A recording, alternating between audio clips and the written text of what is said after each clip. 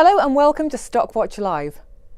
Now, shareholders in 10-pin bowling company Hollywood Bowl will be pinning their hopes on a strike on the first roll when the group posts full-year results on Monday, on the basis that profits should be up and there should also be a cash boost for them in it too. A heads up from the bowling alley operator in October suggested earnings for the year will come in line with market expectations. That should mean the group sees total revenue growth just short of 6% and like-for-like revenue growth of 1.8%, giving a 10% lift in pre-tax profits. The company also said it was considering returning additional capital to shareholders and would provide a further update at the release of the group's full-year 2018 results. At the half-year stage, Hollywood Bowl posted a 17% rise in first-half profits as it increased the size of its estate to 59 alleys and declared a 12.8% rise in the interim dividend. Ahead of the results, JP Morgan Cazenove has reiterated its overweight investment rating and raised its price target from 230 to 250 pence. For shareholders in Carpetright, it's a different game altogether. They haven't seen a strike or even a spare for a while. The ball has been firmly in the gutter. However, that could all be about to change, if the company is to be believed. Describing it as a transformational year for Carpetright, the company, which has already closed 67 stores and expects 6 more to shut before the year is out, said it was firmly on track and its plan to create a right-sized portfolio of stores had already started to yield benefits. It certainly seems to have won over some analysts. A company update at the start of last month had broker Peel Hunt reiterating its buy rating and lifting its price target from 40 to 70 pence. So let's see what they have to say on Tuesday when they post half-year results. Now, whether carpets and flooring can in any way catch the festive bug remains to be seen, but a number of other retailers reporting this week will hope they can cash in on the all-important festive spending season. One is Superdry, the faux Japanese fashion brand, which is in typically British style, has put its woes firmly at the feet of the weather. What it's complaining about, though, is typically un-British weather, explaining that it relies on sales of coats and sweaters to generate between 55 and 60% of sales in the second half of the year, and well, it's just not been wintry enough yet this winter. Blaming the unseasonably warm weather for cutting into sales of its cold weather clothing, it gave something of a veiled warning that seemed to suggest if we didn't get a sufficiently long cold snap anytime soon, profits may suffer. Revenue grew 3.1% in the 26-week period to the 17th of October. Now, another company that's probably going to talk about slowing sales is Dixons Carphone, which posts half-year results on Wednesday. Back in June, it talked about headwinds, so we're not escaping the weather analogies completely.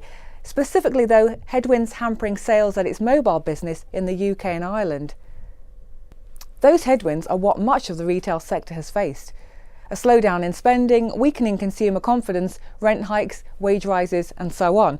But in the mobiles business, it also faces specific pressures from mobile phone operators over airtime contracts.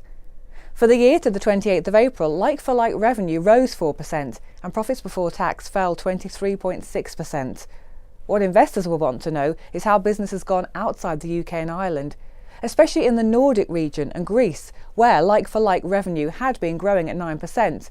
And also hoping there are no more unpleasant surprises from its review of the personal data breach in 2017, which was found to have affected as many as 10 million customers, far more than it had originally thought.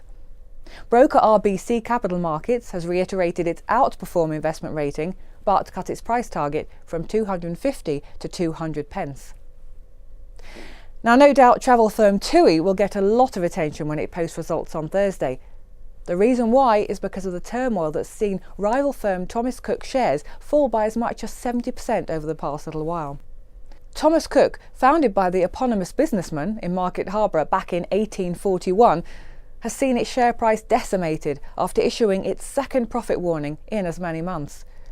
The firm, which created the package holiday, has had a checkered 177-year history, and the latest drama seems to stem from the fact that the company, which had successfully morphed from Temperance Day trips to Sunsea and altogether more riotous goings-on at its Club 18 to 30 holidays, seems to be suffering a hangover that hits it financially, socially and even meteorologically. What TUI shareholders will want is reassurance that it isn't at risk of travelling in the same direction. Analyst Stuart Gordon from broker Berenberg, who described Thomas Cook as uninvestable, believes investors shouldn't expect TUI to get off scot-free.